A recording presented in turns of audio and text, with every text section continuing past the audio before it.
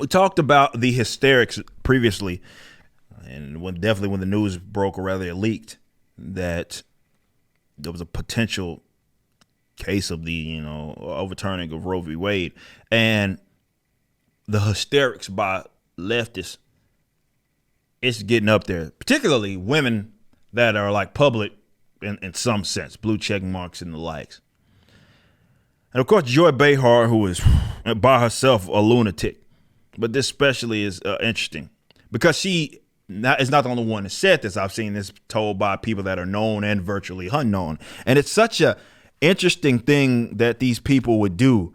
But you've seen this threat of like this sort of sex strike, right? And I've posted this in meme form, the little Rick and Morty meme.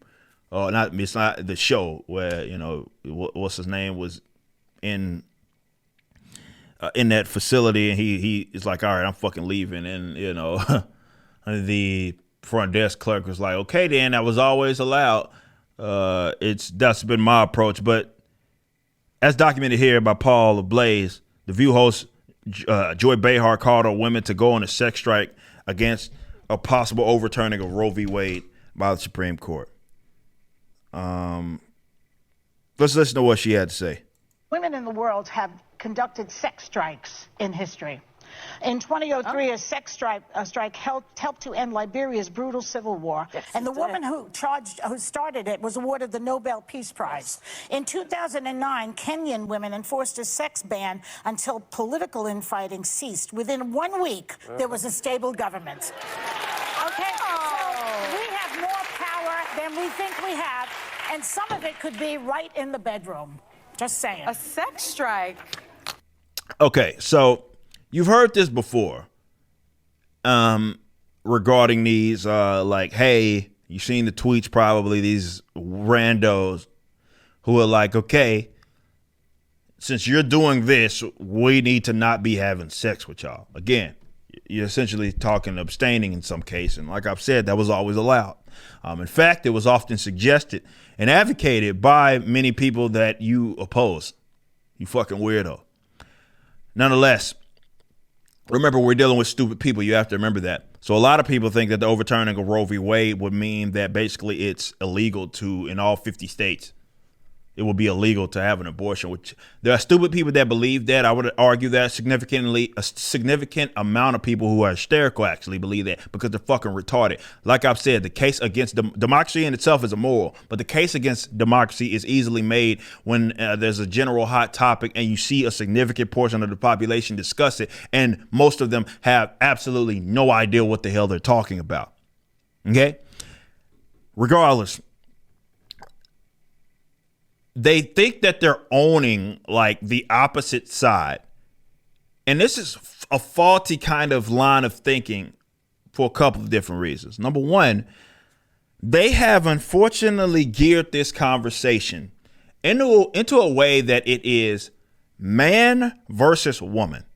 I've always thought that was bizarre because some of the most loud voice that I know that are anti-abortion are women. So they have fortunately geared this side. This is why they always, like NPCs, they repeat one another or after new script runs, and they're like, well, all these straight men should not be making laws, even though, again, a repealing of a reversal of a previous ruling would not be a new law. You fucking idiot. But regardless, neither here nor there, I guess. They believe that in itself, this law is going to do, or this would, let's say, turn into a law that would make it illegal for them to, I don't know, fucking kill their children. But you're not owning anybody and having this sort of man versus woman setup when we all know that this is not a man v woman type of situation. Though I know that makes it easy and very comfortable. It's in a pretty little bowl when you can try to make it seem like, even though the original, again, it's a retarded position I have because the original ruling was by 7 white men. Regardless, we know that there's women on the opposite side of you guys on this subject matter. You can't just sit up there and draw this arbitrary line and act as if this abortion conversation is simply men versus women. This is fucking stupid. But also, and this is the part where I know it's going to sound a little disrespectful, but hey, whatever. You women who are, I'm sorry, a lot of these guys that advocate for this type of stuff I have a hard time believing that there are people that are seeking them in that way regularly. Let me say that. Though, to be fair, there are a lot of men that will fuck anything moving. Hell, I get that. But they not sitting their best in terms of who they're funneling this information through. Okay? They're not really doing that. And all I'm saying is you're not owning anybody because of those reasons I just mentioned. But also, look, dude, this has been something that has been presented by the other argument or other side of the argument long before.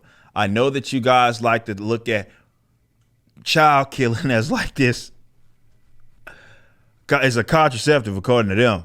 It's weird. A lot of folks, a lot of women, even though something like that should be seen as like abhorrent anyway, even if you were pro-choice, to them, a lot of these weirdos, they look at it like this, their entire existence rest upon how many abortions that they can have, and it's fucking disgusting, to be fair. But when folks, if you actually ever try to listen to the other side instead of just pinning it like, oh, they're trying to take away my rights, you abstaining is something that they had been suggesting that you do because it requires nothing of you at all. Requires nothing of you. To like, I get it. You try to get a conversation as if people just, I don't know, it's an accident always, right?